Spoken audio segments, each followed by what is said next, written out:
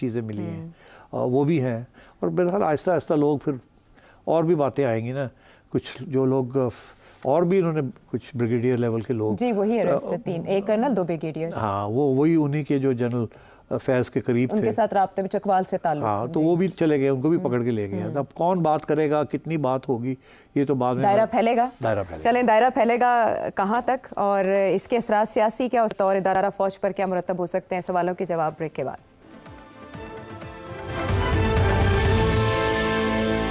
Show में एक बार फिर खुशामदीद।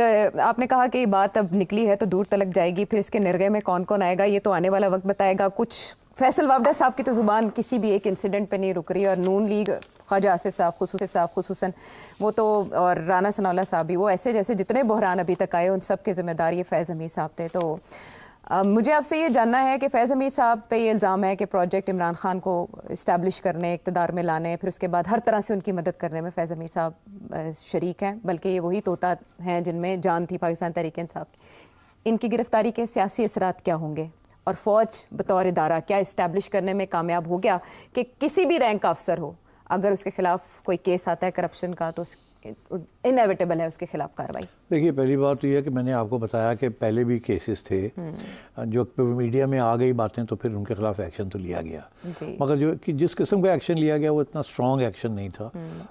उनके कुछ पर्क्स एंड पेंशन वगैरह काट दिए गए, उनको ड्राम आउट कर दिया गया। कुछ लोगों को सज़ाएं भी काटनी पड़ी 3-3, 4-4 साल। मगर ये वो लोग थे जिन्होंने अटेम्प्टेड कूज किए थे या प्लानिंग हो रही थी and so on and so forth. तो अब सिचुएशन जो है is very different because this time it's highly politicised. जी वो सारी चीज़ें जो थी वो इंटरनल थी, उसमें कोई ज़्यादा पोलिटिसाइजेशन नहीं थी उसमें। छोटे छोटे अटेम्प्ट्स थे बाय एम्बिशियस जनरल्स जिनके साथ कोई ख़ास लोग नहीं थे। यहाँ एक सिचुएशन ऐसी थी कि 2 सिचुएशंस थी, एक जो वाज़े है, दूसरी वाज़े नहीं है, मगर सोचा यही जाता है।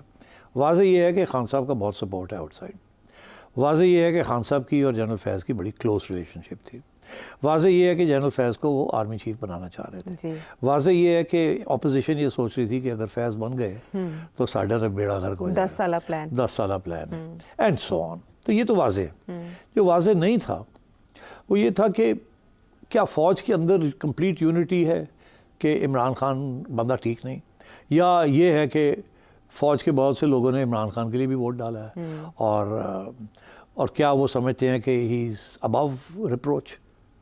तो क्योंकि अगर वहाँ इस किस्म की सोच थी रैंक एंड फाइल में तो फिर मुश्किल हो जाता है ना to act against such a popular leader जिसकी पॉपुलैरिटी जो है सिर्फ आउटसाइड सिविलियंस में नहीं है कि आपके अपने इदारे के अंदर बड़ी सपोर्ट है उसकी। तो ये वाज़े नहीं था मगर शक ये था क्योंकि ये बातें बाहर नहीं निकलती, मगर ये शक जो था ये तो पॉलिटिकल लेवल पे था। वाज़े ये था कि जिस फौजी फैमिली के लोगों को हम मिलते थे दे वर ऑल प्रो इमरान, लड़के लड़कियां बीवियां, वो जो सर्विंग अफसर थे वो तो चुप थे जाहिर है, मगर रिटायर्ड जो थे वो बोलते थे, वो तो वाज़े हो गया ना। और जो सर्विंग अफसर की बीवियां और बच्चे थे वो प्राइवेट गैदरिंग्स में तो वो अपनी जो सपोर्ट थी वो छुपाते नहीं, सरेआम। तो ये बातें तो बाहर आ गई सारी, हमें पता था कि ये है।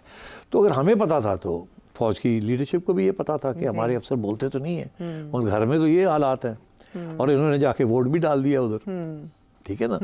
तो मैं ये समझता हूँ कि इस वजह से थोड़ी सी केयरफुल रहना पड़ा हाई कमांड को कि इमीडिएटली कोई एक्शन ना लिया जाए जिसके साथ प्रॉब्लम हो जाए, पहले एक बयानिया बनाया जाए। और मैं ये समझता हूँ कि वो बयानिया बन चुका है अब। मेरी जो अंडरस्टैंडिंग है या थोड़ी बहुत रिसर्च है वो ये है कि 2 चीज़ें, एक ये आशा के फ़ौज के अंदर जो डिसिप्लिन है वो कायम है, वो डिसिप्लिन को तोड़ने के लिए और ऑर्डर्स को तोड़ने के लिए कोई तैयार नहीं।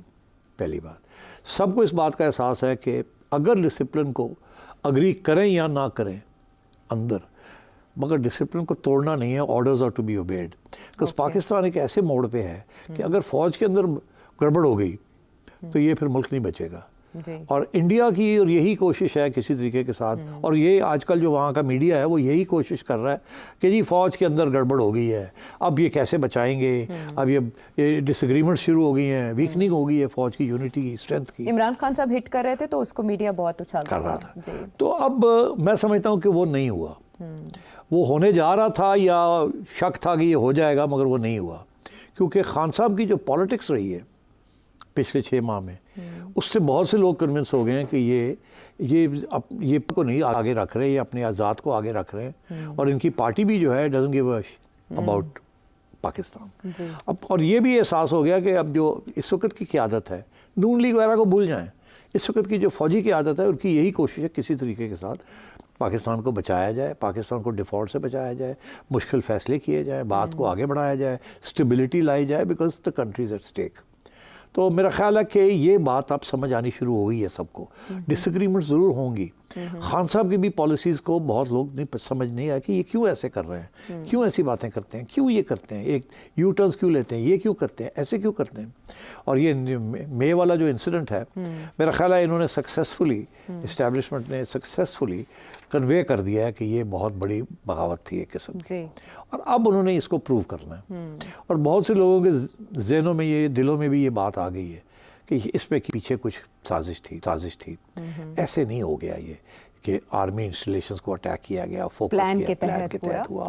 उसके बाद 1-2 कोर कमांडर्स को भी रिमूव किया गया जी। और वो भी पता लगा कि उनकी भी हमदर्दियाँ कहाँ थी, और वो क्या करने जा रहे थे, या क्या सोच रहे थे, या क्या इनकरेजमेंट कर रहे थे। तो ये अब ये बातें आहिस्ता आहिस्ता बाहर आ रही हैं। जैसे बाहर आती हैं तो इमरान खान का जो बयानिया है वो कमज़ोर होता जा रहा था, और मेरा ख्याल है सबसे ज़्यादा उसकी अहमियत थी कि इंस्टीट्यूशन ऑफ आर्मी के अंदर वो कमज़ोर होता था।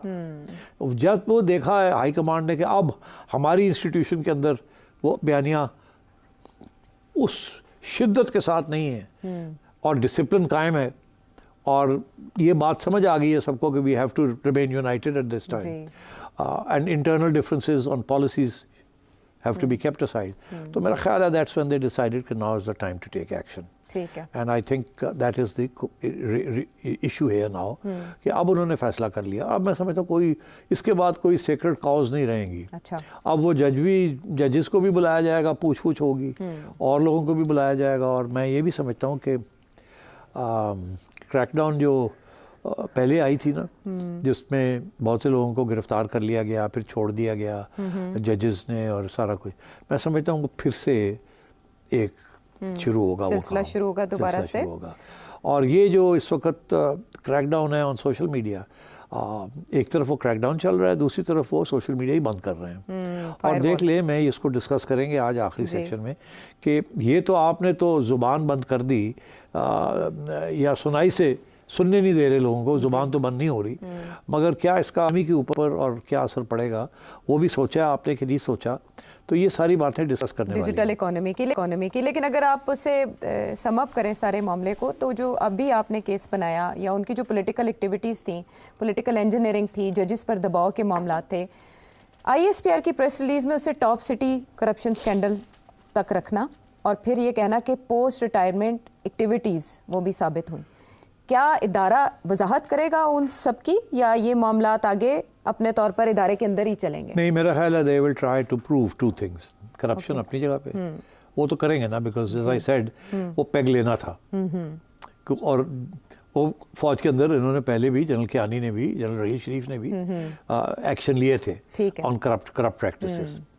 तो वो तो एक अच्छा पेग है, बिकॉज जाहिर है वो तो उसकी एविडेंस तो बड़ी आसान है ना जी। वो तो सारी रिकॉर्ड पे है, हाँ, 2017 से चल रहा है। तो वो कितने लोग उसको डिनाई करेंगे। और वो इमरान खान नहीं है ना, वो जनरल फैज़ है ना। अब जनरल फैज़ के लिए वो सिंपैथी नहीं है PTI में, जो इमरान खान के लिए है। जनरल फैज़ के वो लोग पीछे हट जाते हैं, अच्छा जी किया होएगा तो, मगर साढ़े लीडर नाल तो कोई तलक नहीं ना, उन्हें किया होएगा तो ठीक है करो उन्होंने जो करना जी।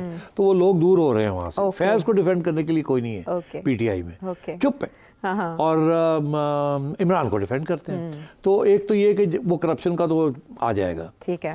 दूसरी चीज़ जो है वो उसके ऊपर भी मैं समझता हूँ without informing the public about what was happening, और without the trial giving concrete information public करने के, वो बयानिया नहीं कायम होगा जब तक आप पब्लिक को बताएंगे नहीं और इनटू कॉन्फिडेंस नहीं लेंगे पब्लिकली कि क्या ये हो रहा था और क्या नहीं था। तो मेरा ख्याल है कि वो भी चलेगा साथ साथ। अच्छा। अब ये नहीं होगा कि खुफिया ट्रायल होगी, मेरा ख्याल है इनके ये उसको पब्लिक ट्रायल ही करेंगे। अच्छा, तो दोनों चीज़ों को। हाँ, PTI और इमरान खान साहब की पॉलिटिक्स, देखिए PTI की पॉलिटिक्स तो एक तरफ तो बाज़ाहिर ये हो रहा था कि बड़ी कामयाब हो रही है, बड़े लोग साथ हैं, अभी भी साथ हैं, खान साहब अभी भी गरज रहे हैं, पीछे नहीं हट रहे जी। मगर दूसरी तरफ ये भी नज़र आ रहा था कि कामयाब नहीं हो रही। इन्होंने जो अभी तक इस्टेब्लिशमेंट को अटैक कर रहे थे वो कामयाब नहीं हो रही थी, तो इसीलिए फिर यू टर्न लिया अभी हाल ही में मुज़ाकरात का, माफ़ी का। मैं कुछ अरसे से ये कह रहा था कि इनको चाहिए कि जो गवर्नमेंट है उसके साथ बातचीत करें। हमेशा ऑपोजिशन ने गवर्नमेंट के साथ बातचीत करके आर्मी को पीछे धकेला है, और तो आप भी गवर्नमेंट के साथ बात करें अगर, तो क्योंकि आप आर्मी के साथ मिल के कंस्पिरेसी तो कर नहीं सकते, बिकॉज वो तो आपके खिलाफ है। तो इसलिए या तो वो गवर्नमेंट के खिलाफ हों तो आप उनके साथ मिल के साजिश करें। ये तो उनके साथ है, आपके साथ तो नहीं है, ये तो उन्हीं की हाइब्रिड रिजीम है।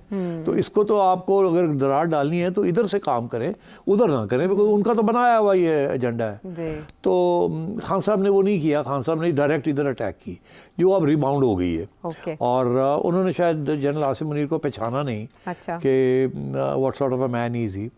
जो आर्मी चीफ खुद इतना साफ शफाफ हो, जिसके ऊपर कोई किसी किस्म का करप्शन का इल्ज़ाम ना हो, या फेवरेटिज्म का इल्ज़ाम ना हो, या और कोई फैमिली कनेक्शंस का इल्ज़ाम ना हो, जो कि एट सम स्टेज और the other her army chief को या मोस्ट आर्मी चीफ्स के ऊपर वो इल्ज़ाम लगते रहे, इनके ऊपर वो नहीं है। So he is clean, mister clean. अब जब मिस्टर क्लीन कुछ काम करता है तो उसको टारगेट करना बड़ा मुश्किल हो जाता है, even from with in outside the institution. Inside the institution he enjoys a very high reputation as being a clean cut soldier, a soldier. तो मैं ये समझता हूँ कि खान साहब has miscalculated.